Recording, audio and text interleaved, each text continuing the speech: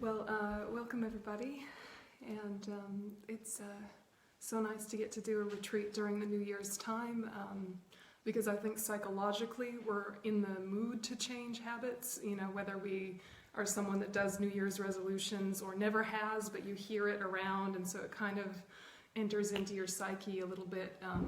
As modern people, as Western people, it's a good time of year to kind of examine your patterns. It's a good time of year to think, how's it been going in here? How's it been going out there? Am I as useful to myself, as useful to other beings as I possibly can be, or am I actually interrupting my own momentum? Am I actually blocking my own energy and becoming less beneficial in this world than I actually could be? And then when you're less beneficial, there's a little taint of sadness that can creep into the life. It's not about being a good person or a bad person. It's about feeling effective and connected and full of purpose in this world. And when we don't feel connected, and when we don't feel full of purpose, we get a little deflated. And, the energy kind of goes down the drain.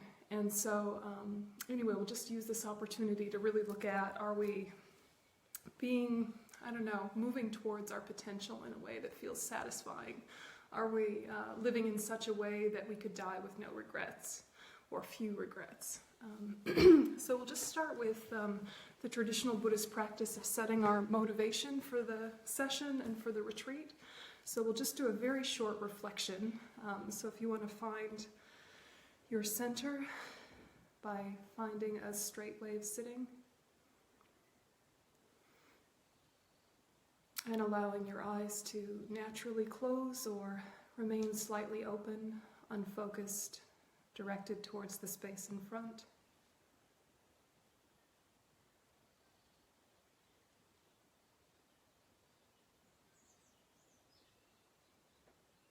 And just spend a few seconds with the movement of your own breath. Just using the observation of your own breath to bring you more centered, more present, more focused.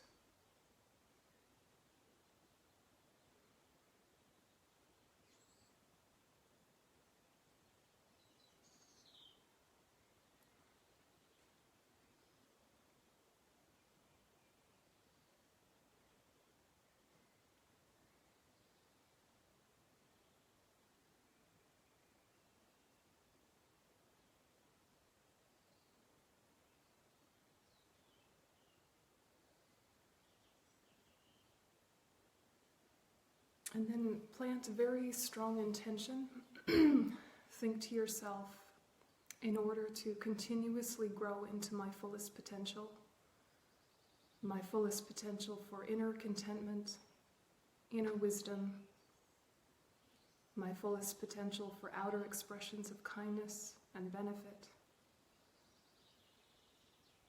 For these reasons, I'm doing this session, I'm doing this retreat.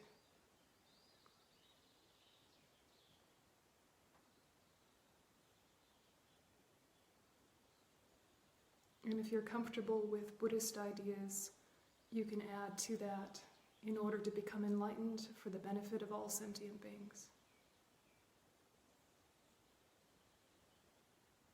But just connect in a deep, heartfelt way with your reasons for listening. And try and consciously expand those reasons to include something bigger than yourself and bigger than today.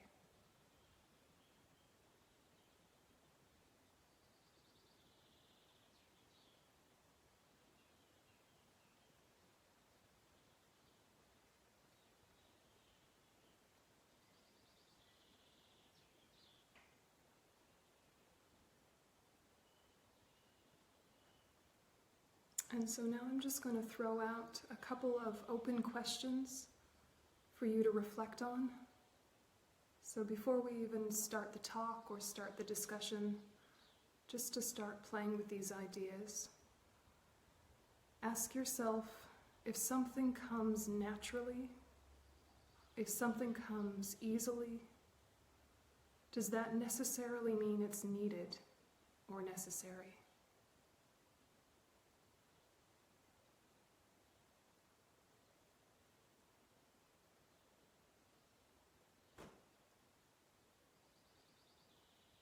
Just because it's natural, does that mean it's necessary?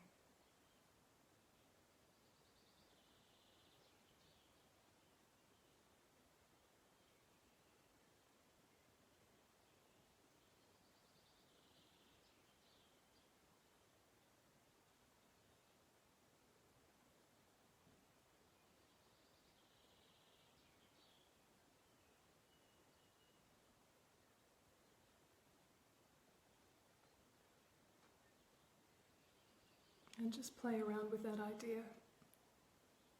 Maybe yes, maybe no, maybe sometimes.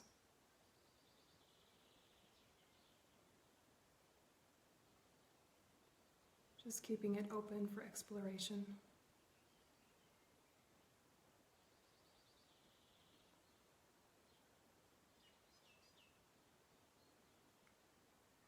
And now shift to asking yourself, if an activity feels good to your five senses, or if it's enjoyable or entertaining to your mind, is that ever a criteria for yourself to think it's definitely worthwhile? Just that mere enjoyment factor. Does that sense of enjoyment make you decide this is worthwhile?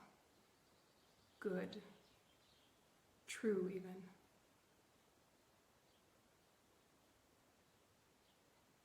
Always.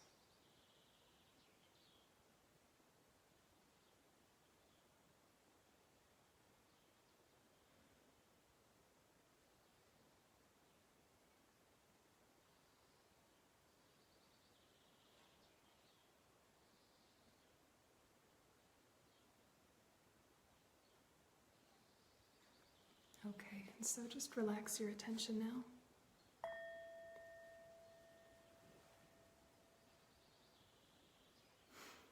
And so those are just some thoughts to explore a little bit, because the retreat is about examining habits. And the only way to really change fundamentally our habits is if we figure out the kind of thinking that justifies them. Yeah. If we try and just overpower the habits we don't like with force or with suppression, then we're going to trigger an internal rebellion at some point. And we might even go further into the negative way than what we started. That very act of saying, that's bad, stop, slap, that'll stop you for a while, and then it will increase an internal pressure, which will either explode or implode. Right? You'll either act out or you'll get depressed, right? And so when you're really looking at how do I overcome bad habits, it's so important to say, let's just let the habits be for a while, but let's actually watch them while they're playing out. So instead of the first step being stop, the first step is actually watch. Watch yourself as you're doing it. Watch the reasoning you give yourself, but don't stop. Keep doing it. You know, if you're a smoker, right? It's so embarrassing to admit being a smoker these days, but they still exist, right? So imagine you're a smoker. Don't stop smoking. Keep doing it. Do it more, right? But really watch yourself as you smoke. Why do I need this? Why do I give power to this? What underpins this? What am I doing this instead of? And just watch yourself as you're doing it, because sometimes certain habits you can embarrass yourself out of. Yeah? You can be like, well, that was a dumb reason. All right. I'm doing it because it calms my nerves and because it gives me a break at work and mental space from other people. And I know it's killing me, but it's worth it. It really is. It's worth it just for a little bit of relaxation and some space during the day.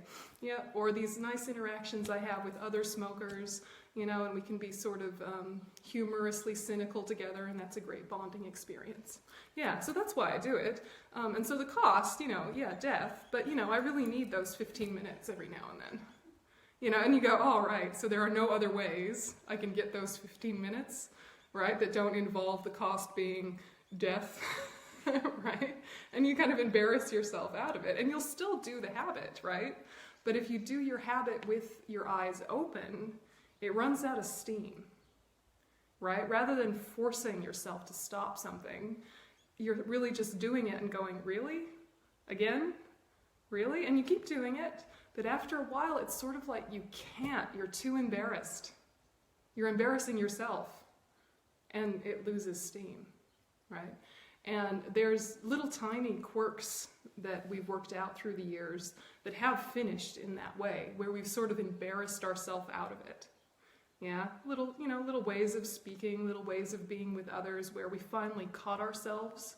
We had a little light bulb of self-awareness, and due to that inner cringe, we stopped. And we could see that inner cringe is actually connecting with our own wisdom. Yeah, growing up, right? But connecting with our own wisdom. And so in a way, it's quite reassuring that we have this ability to embarrass ourselves, because it means that there's a conversation happening between your instant gratification mind and your wisdom mind. If there was no conversation between the two, they would just have to operate autonomously and pretend the other doesn't exist, and they could never collaborate, and one could never really win. They would just sort of be two halves, two selves, the good version and the bad version, right? But because they can talk to each other, one can win. Does that make sense? Right? And does that ring true in terms of your experience so far in life of things you actually have changed about yourself? Yeah, the inner cringe can be your friend. Yeah. If you think someone is watching you try to change, does that make it easier or harder? Right? Someone besides yourself, right? Yeah, just sit with it, right? Like, occasionally maybe it's supportive, but often, we have so much pride, right? Even if we're, able to laugh at ourselves sometimes and not particularly defensive, we're so in denial about how much pride we have that if you say, okay, I'm going to lose 20 pounds, if you're telling everyone that, how embarrassed are you if you don't? And how big a story do you have to create about why you didn't? Well, I was going to, but really my knee went out, and then there was a whole thing, and then, so I could have, but there were things out of my control. Yeah, if you have to build a whole story about why you didn't change. So just, something to play with is to think any of these things that you want to be working on during the retreat, that I think it's quite fun to talk about them with strangers who you'll never meet again, but maybe don't tell anyone else. Make it a secret inner project, and then once you've changed, you can tell people once it feels reliable, but maybe not even then. Maybe not even then, because if you succeed, that also becomes fuel for your ego. Yeah, you're a heroic habit breaker. Yeah, it can just become another trap. So, this process is really interesting to look at all these subtle and not so subtle internal dances we go through when we're trying to transform, when we're trying to change, how the very good motivation can turn and become one more weapon for the ego. It's fascinating to watch it work. So we can navigate around that while we build new tools. Okay, so I guess the first question is for everybody is, how do you define a bad habit? What's like a criteria for a bad habit?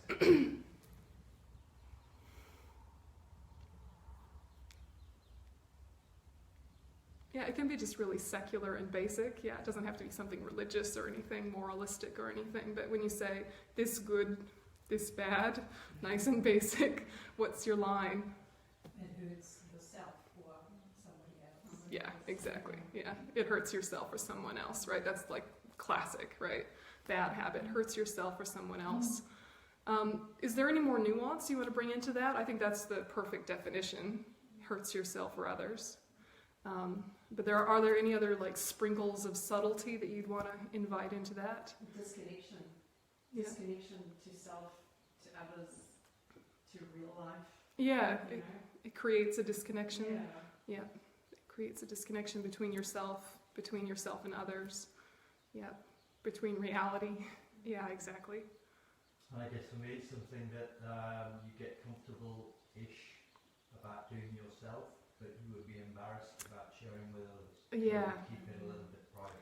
Yep, you have an edge of secrecy about it. Yeah, or an edge of shame about it. If someone were to see you doing this, you'd have that feeling. So maybe you can justify it while you're all by yourself, but if suddenly you had company, your behavior would change.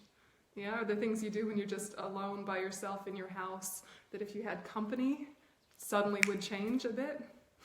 I mean, certainly like cleanliness, right? But I mean, deep darks as well, right? Yeah, absolutely. Yeah, I would do the dishes more often. But, there's deeper, darker things as well, which we haven't even really named how much shame we have about them or how much fear we have about exposure, that it almost takes the threat of someone seeing us for us to realize what an issue it is in the life. And what that is so different individually, but we all have those kind of deep darks as well. Yeah. I'm also thinking about creating illusion, and then even it's sort of like becomes even invisible to ourselves. Yep. There's a real veil. Yeah, creating an illusion, absolutely. Yep, they get up to all sorts of nonsense, these bad habits. Yeah, right? Because there's the habit itself, and then there's the behavior to justify it. Yeah, and then the around behaviors to sustain it and to shield it and protect it, and then the lies we have to tell ourselves about it. So there's the bad habit, but then there's all this extra stuff around it, which also, just on the basis, takes up energy, right? So even if these kind of peripheral behaviors aren't necessarily all that bad, what they do is they steal energy, right? They take time, they take momentum, they take mental space. So they might not be that bad in and of themselves, but what are you doing instead of? Yeah, what are you exchanging for? So that's, that would help you put it in the criteria of bad. In the Buddhist tradition, we talk a lot about what makes something heavy or light in terms of a negative karma. And what makes something heavy or light, on one level, is how repetitive it is. Right? So say that in general, you don't speak badly about people, but one day you did. Yeah? And then another person often speaks badly about people and says that same sentence. Which one is heavier? Is the one that's more repetitive. Yeah? And also what dictates whether something is heavy or light is kind of the repercussions. Yeah, how much of a ripple effect is there from the behavior? So this becomes difficult for us because a lot of our bad habits we excuse by thinking, sure, it hurts me, but it doesn't cause any trouble to anyone else. I'm the only one this hurts. Yeah? So on one level, that's true. That does make it less heavy if it's the sort of behavior that only hurts you and doesn't hurt anyone else. However, what does it do if you are hurt? What does it do if you are diminished or suppressed by a behavior? It means people aren't getting the best of you. It means that people don't have as much access to your heart, to your candidness, to your honesty, because there's a whole kind of web of tangled truths to navigate through to get to your heart, right? Or there's a whole kind of veil of illusions that you haven't even seen yourself, and it makes you feel inauthentic to be around. Yeah? And when people don't feel authentic to be around, I think the first thing that happens is lack of trust and lack of safety, isn't it?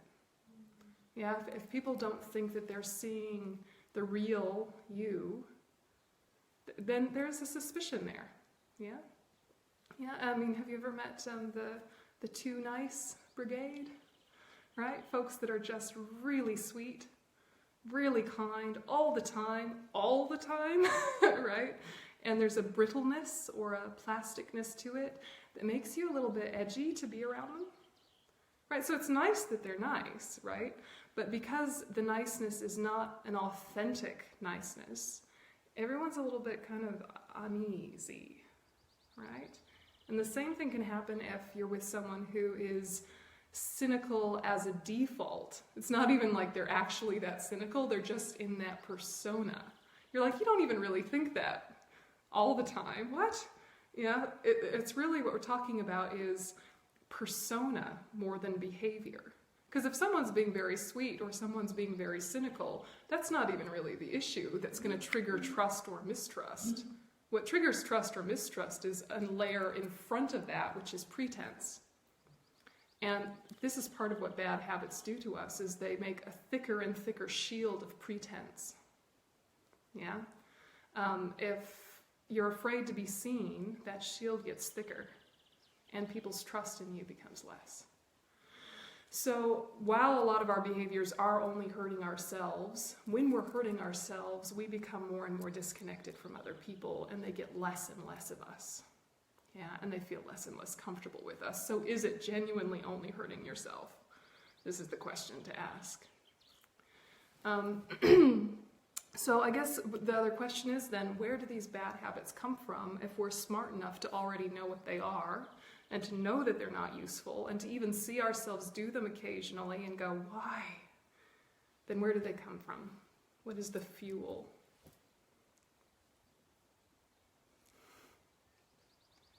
There are, of course, many, but if you were to kind of paint a broad brush.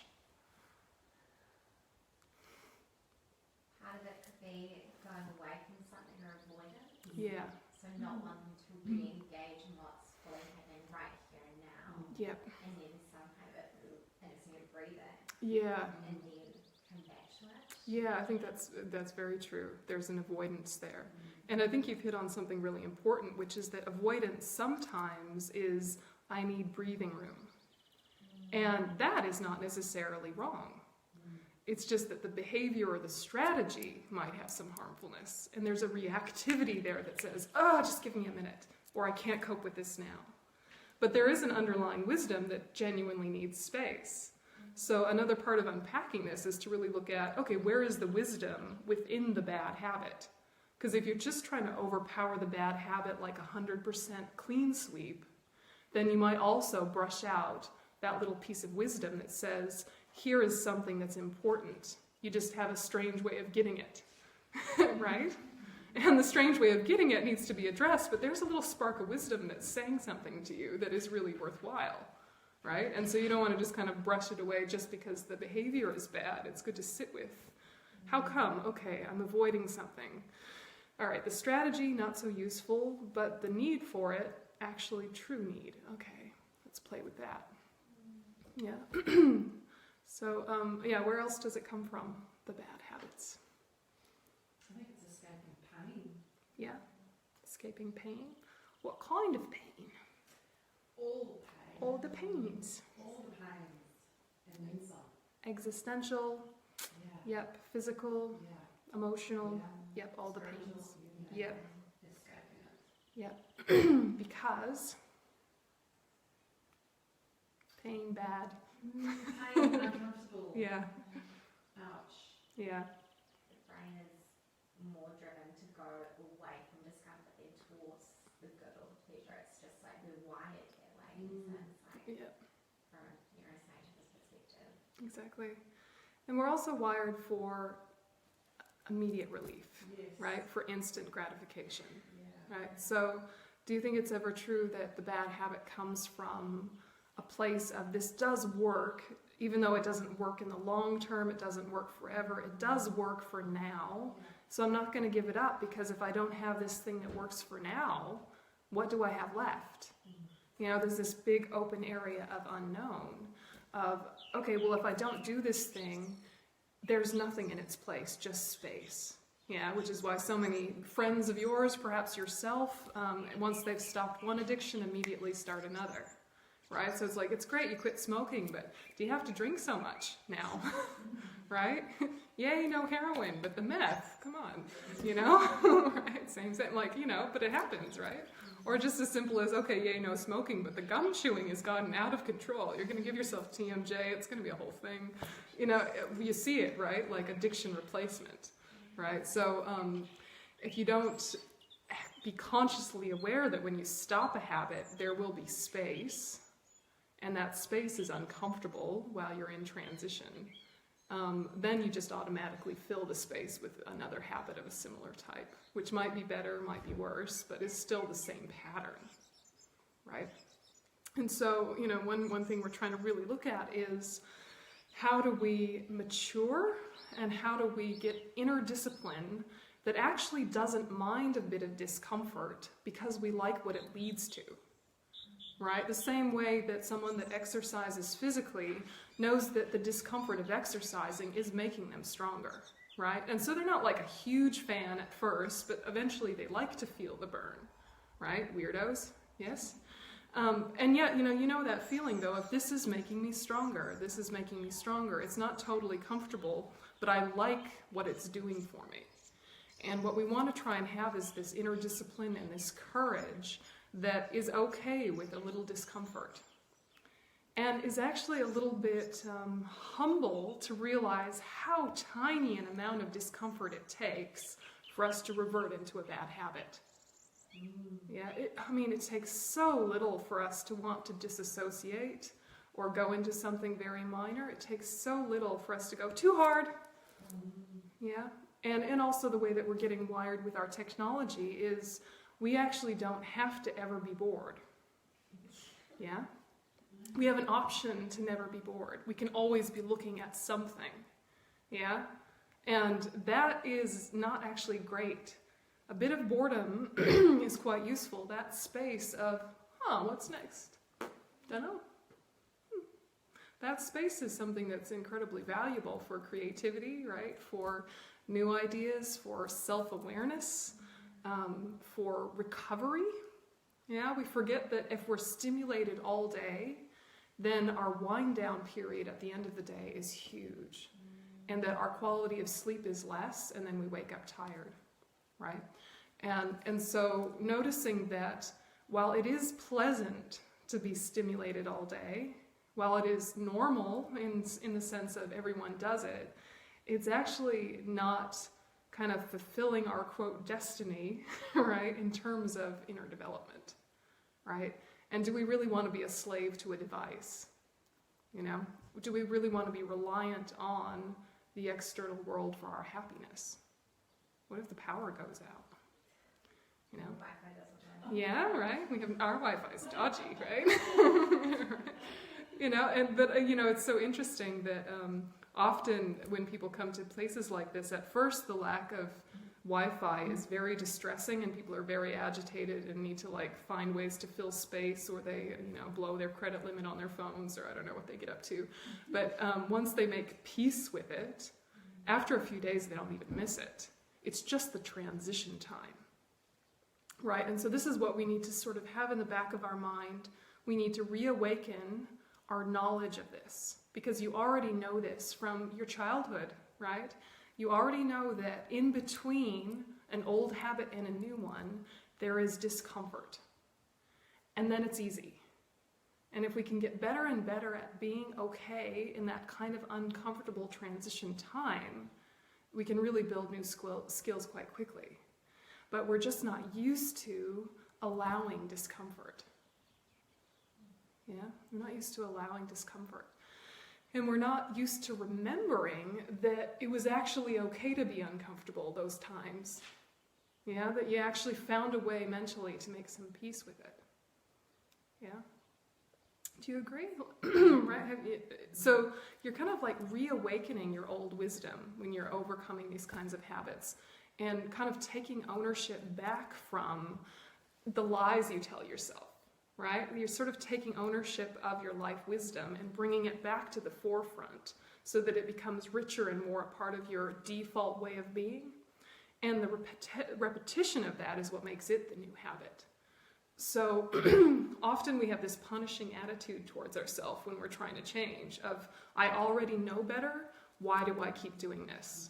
Right? I decided to change, why do I keep doing this? Why do I keep doing this? In this kind of punishing attitude or shameful attitude, or justifying defensive attitude, right? More useful is to say, well, I still do this because I did it a lot, so it's habitual, right? It's easy. because I did it a lot. That's all it is. It's a habit energy. Yeah, when you do it a lot, it's easy. So this other thing, I just need to do a lot, then it'll be easy. You know, you kind of take the moral judgment out of it, the punishing attitude out of it. You go, of course I fell back into the same old rut. Who knows how long I've been doing something like that. Yeah? I'm just going to consciously lift myself out and plunk myself into the new way, again and again whenever I catch it.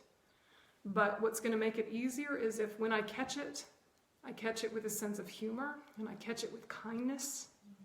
Yeah, because then change is like, oh, right, not again. Yeah. And it also makes you kinder to other people. Yeah, because a lot of our judgmentalness is wishing other people would change, or wondering why it takes people so long to change. Do you think when you have inner critical thoughts towards other humans, that it's like, why don't you just, why can't you? Why do you always? Well, because it's a habit. Yeah? It's a habit. At one point made sense. That's why. Yeah? And they haven't seen that it doesn't make sense consciously, repetitively enough to change. They've seen flickers of it, and then probably suppressed those flickers of insight with shame and embarrassment of the wrong type. Yeah? You have a little flicker of self-awareness, a little flicker of self-knowledge. You cringe, but not in the right way. You cringe in the, I am bad, therefore I'm going to look at everyone else's faults, or I'm going to say I'm the worst person on earth and collapse. Right? So if you're really keeping a lightness with your own observation of negative habits, it can make you much friendlier when you see other people's negative habits. Yeah, you cut them some slack, because you realize this is hard work. Yeah. Okay, so then what do you think are the things that actually trigger change? Yeah, little ones, big ones. When you've changed, you know, little things you've changed, what made it happen? Rock bottom. Rock bottom helps, yep. Inspiration. Out of options. Yep. That works very well for substance abuse and relationship disaster behaviors and big epics, right? Yep, a rock bottom is often what's needed for a big habit. To really honestly see the cost, yeah, to really see the cost of what you've done. But what about the little ones? What about all those little ones that aren't that bad, but you would rather not be doing? What makes you change those? Maybe some form of enjoyment, Yeah? recognition, actually it's improved or better. Yep. Yep. Absolutely. You know, does it sometimes boil down to you either have a jolt of awareness or you have a slow building of awareness? Yeah. Either way, right? Yeah. But a bit of a smack of, you know, oh my goodness, that's a bad idea. Yeah. Or it slowly grows. Yeah. And in either case, that light bulb moment is you seeing yourself. And so what we're trying to do is get into the habit of seeing ourselves as often as possible, but with a gentle gaze, right? Because if you're really like harsh scrutiny, like interrogator, light bulb, you know, like a cop show, yeah, that's going to make you cringe and go deeper into self-deception. Yeah, if you're really looking at yourself with a bright, fierce gaze, full of judgment and criticism, you're going to cringe and collapse, right? Or explode, right? And so self-awareness is delicate. Yeah, and it's the sort of thing that the strength of the gaze of our self-awareness or our mindfulness has to also grow gently and slowly at a manageable pace, because too quickly will pop a fuse. Yeah. And, you know, and so it's a delicate dance where you're really looking at how can I be self-aware without being self-conscious? How can I be self-aware without being self-absorbed? How can I be self-aware without becoming spiritually smug? Right? Right? That one's awful, right? Ever met those in yourself, in others? Spiritually smug. You know, because you know things now, right? Right? It's embarrassing, right? But, you know, the very things that open insight can also be the very things that collapse you back into old patterns. And so, you know, to keep that just watching what you're doing while you're doing it, with a friendliness, like, you're your own friend, buddy, companion, not your own, like, fierce football coach, right? Not like your sweet Nana saying everything you do is wonderful. Neither of those, right? Something in the middle. It goes, oi, why'd you do that? That was stupid. And you go, yeah, it was stupid, I'll stop. Not, I'm stupid, therefore I'm bad. Just, that was a mistake. Whoops. Right? That lightness of whoops. All right, start again. Yeah. And so creating the right, like, inner tone. The right inner tone is something that's so individual. And you just play with it a little while, but just notice, what do you say to yourself? But what is the tone of what you say to yourself? Yeah, and is there a way to create that really good balance that's not scary football coach, but not overly sweet Nana, over-validating, right? Some balance in between. And a huge piece of this is recognizing that you are not your habits. But first you have to decide if that's true or not. So do you think you are your habits? That your behaviors are you? You are what you do. Because that is a philosophy that some people hold, or that we can hold occasionally, that we are what we do. And it's sort of true from one perspective too, right? Because you don't want to throw your hands up and give up all responsibility for your actions, right? But, just sitting with, are you what you do? Or are you what you don't do? Yeah? Is that you? Who are you anyway? Yeah? That's later in the retreat, right? Yeah, right. Are you anyway? But it's useful, right? It's useful because, somebody's home, apparently, right? Right? But it's interesting to ask, like, how did this wiring happen? And at some point to say, actually, I can't ever know for sure. And that's a very difficult balance, right? To do enough investigation into your past, into your history, into your experiences, into your philosophies, and then at some point to say, enough. I'm never going to get to the bottom of the rabbit hole. Yeah, if you're, into family of origin issues, because we all have family of origin issues, and you say, it was my mother's fault. And then you realize, oh, but then her mother, oh, crap. Oh, but then her mother, oh, no, everyone had a mother. Yeah, so there's no getting to the bottom of the rabbit hole. And then what are you doing that for anyway? Is it for blame? Is it to be let off the hook? Or is it to understand the nature of humanity? Is it to understand what drives your habits and are they still useful or not? So a bit of the why pulling apart is useful, but we don't want to get lost down that rabbit hole. Yeah? And so the why, because at the bottom of the rabbit hole is really, we have bad habits because we're self-focused. Yeah, excessively self-focused. And the self that we're focusing on is a self that does not exist. That's the bottom of the rabbit hole.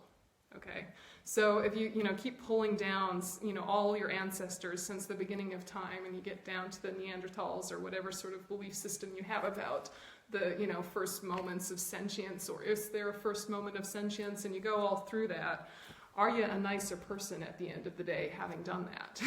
Right? Sometimes. Sometimes. But the bottom of the rabbit hole is really, we most of the time think of ourselves first, and not only think of ourselves first, but think of ourselves unrelated to our impact on other people. Yeah?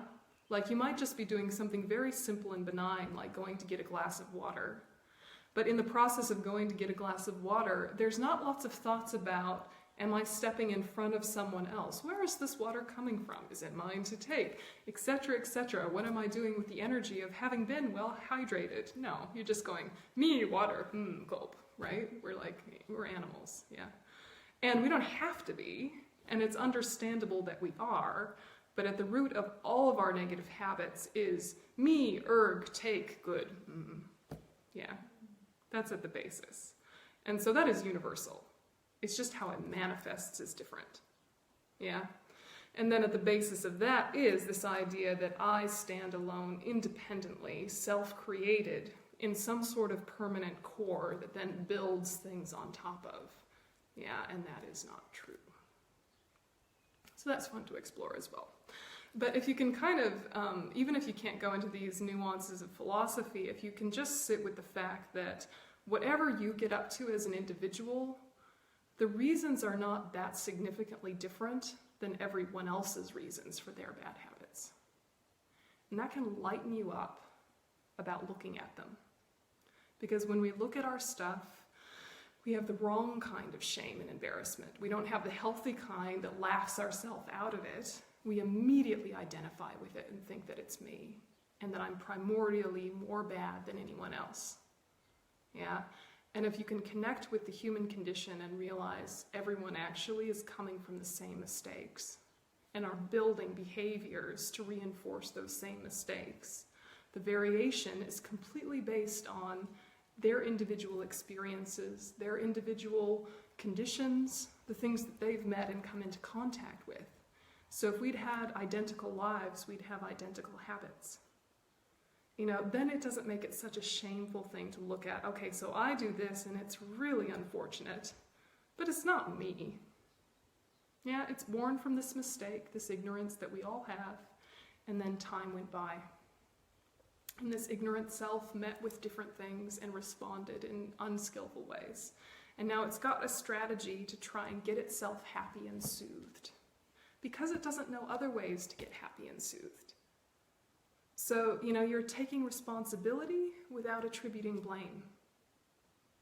They're very different, thinking I'm therefore bad, or therefore to be punished, or therefore blame. Those are not useful, but they're also not true. But it is here, and it is something that's landed here in our wiring, so it's our responsibility. Yeah, it's no one else's responsibility to change. Right? It's our responsibility to change. And who's going to help us? Well, we have to look. But really, we have to help ourselves. Yeah, no one's going to kind of take us by the hand and say, here, darling, is the way to happiness. Yeah, what we have to do is find things that resonate with our wisdom and help it grow, and actively pursue growth. And then it happens.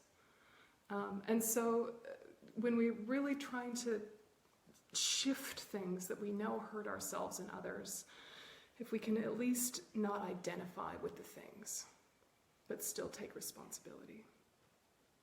Do you feel the difference? Yeah, of this is mine to change, this is my job to change, it's no one else's job. However, it's not my fault that I wound up this way. Right? They're two different things. My responsibility, not my fault. Same with your qualities, right?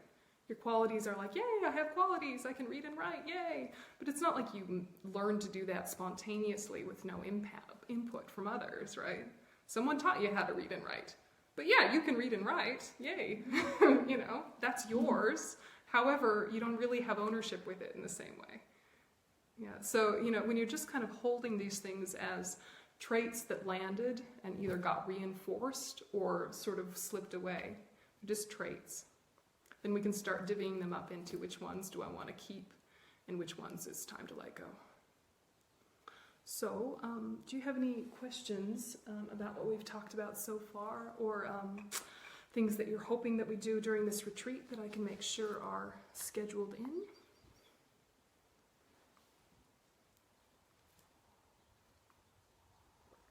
Or miscellaneous questions? I'm thinking of two things.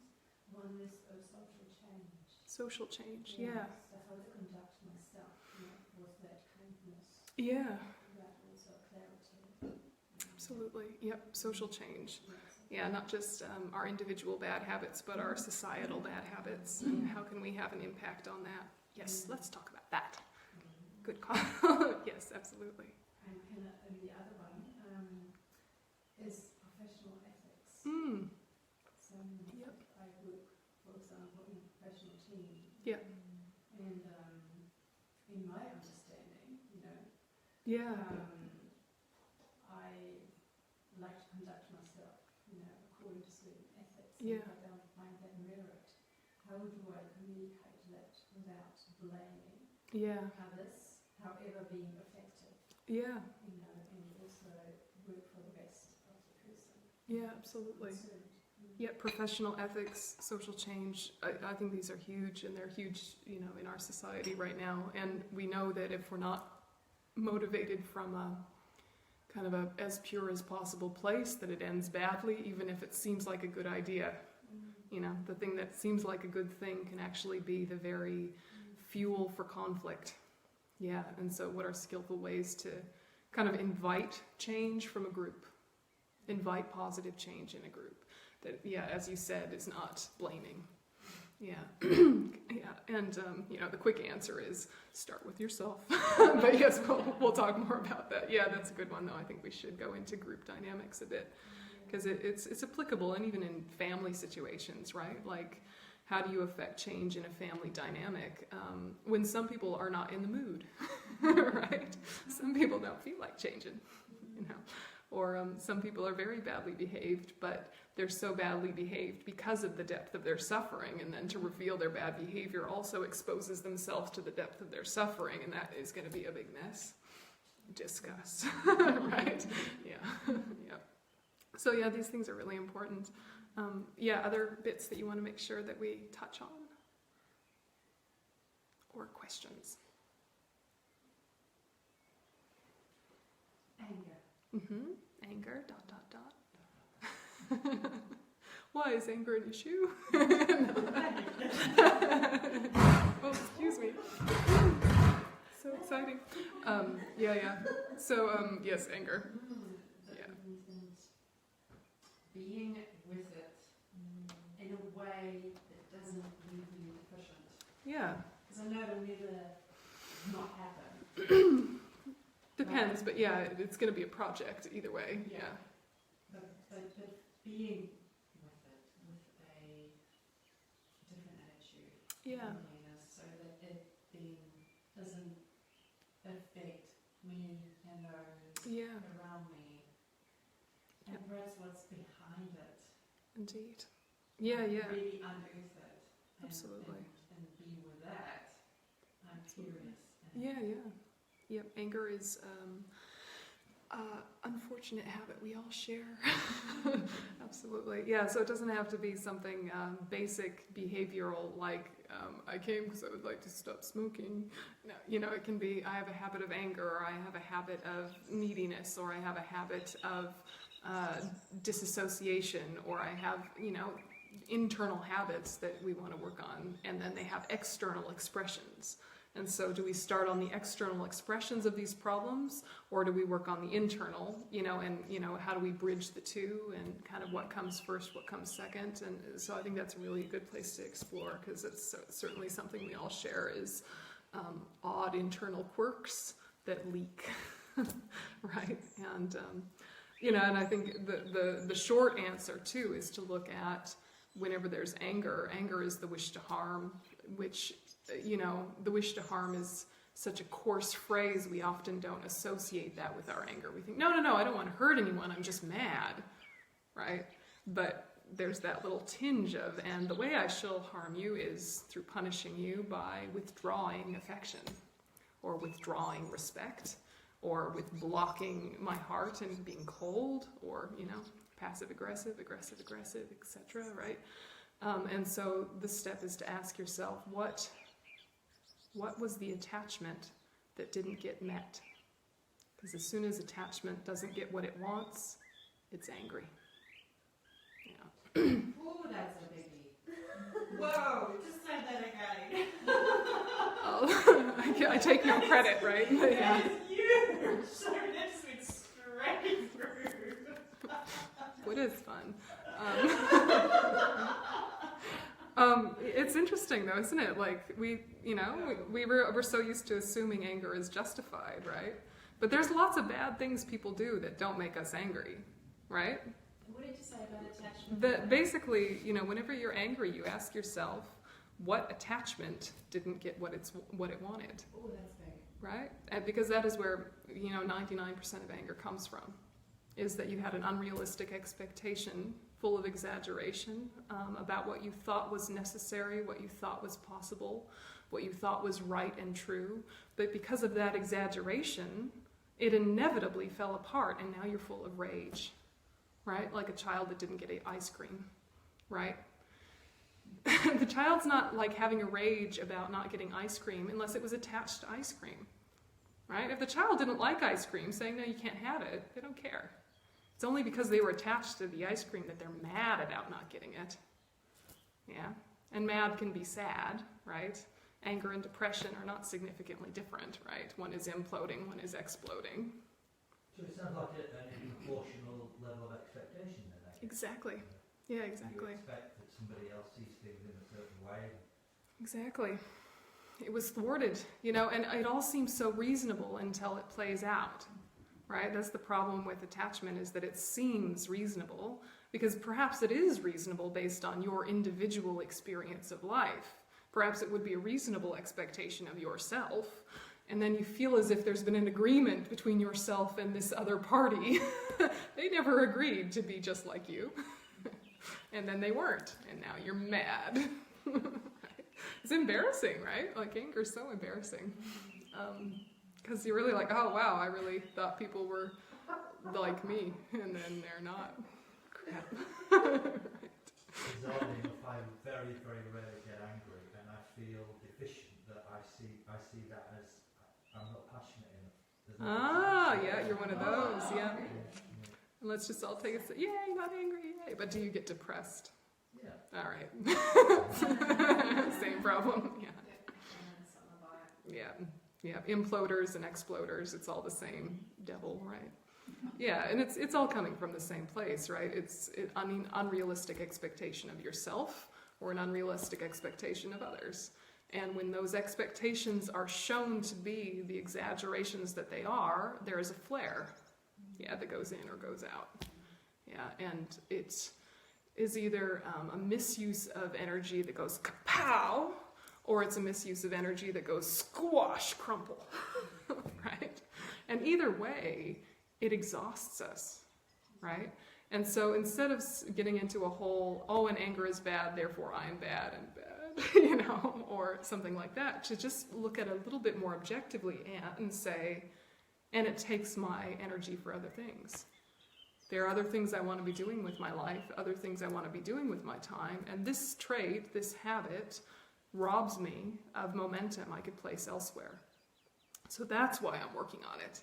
Not because I'm bad, but because it's not effective, you know, and to say, you know, where does passion come from? Where does being passionate and having energy towards something come from?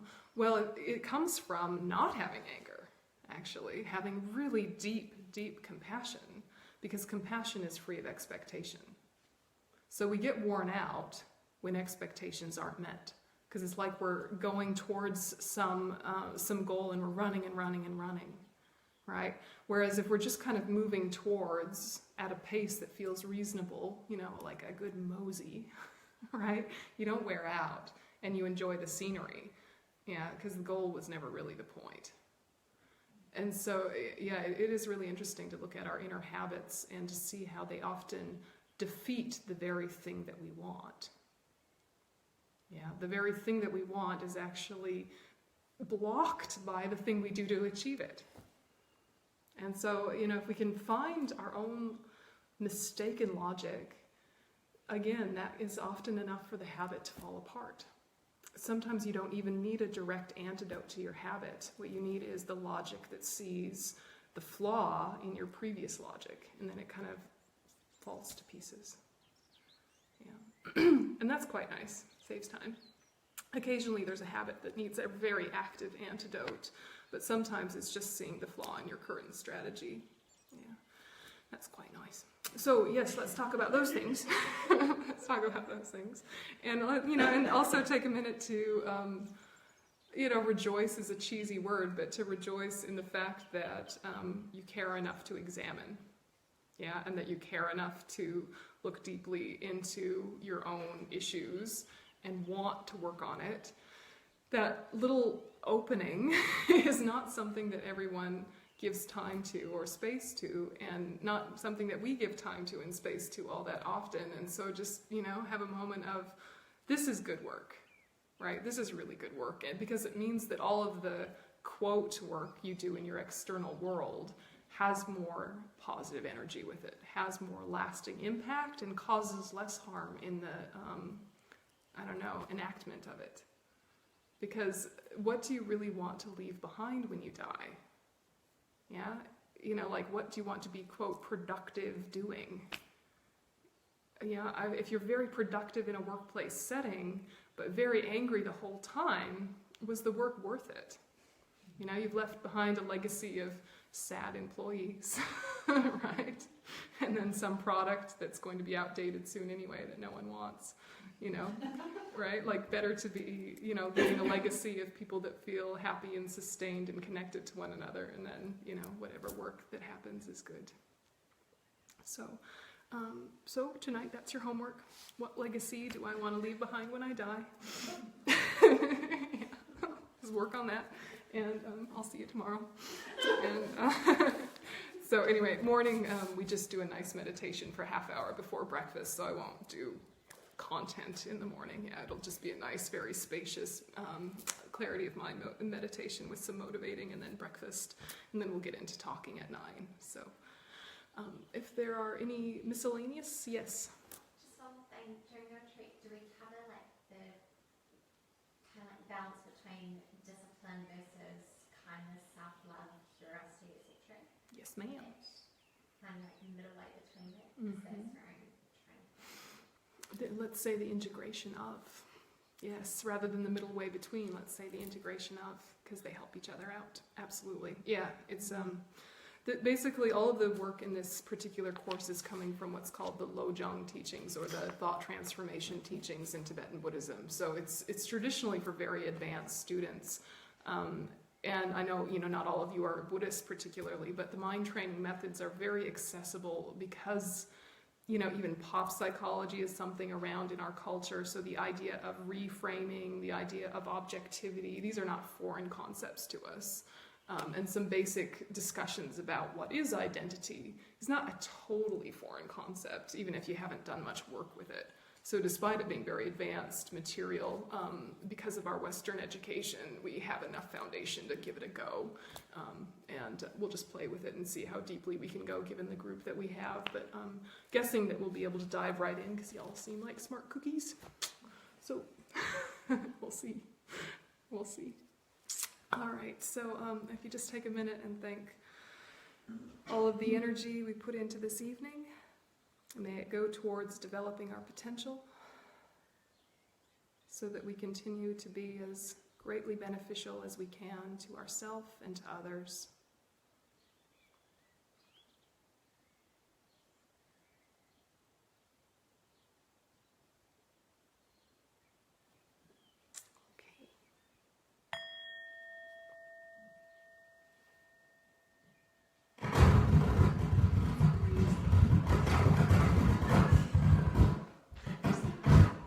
Kind of dramatic, yeah? Hey, don't worry, apparently I'm the sound man.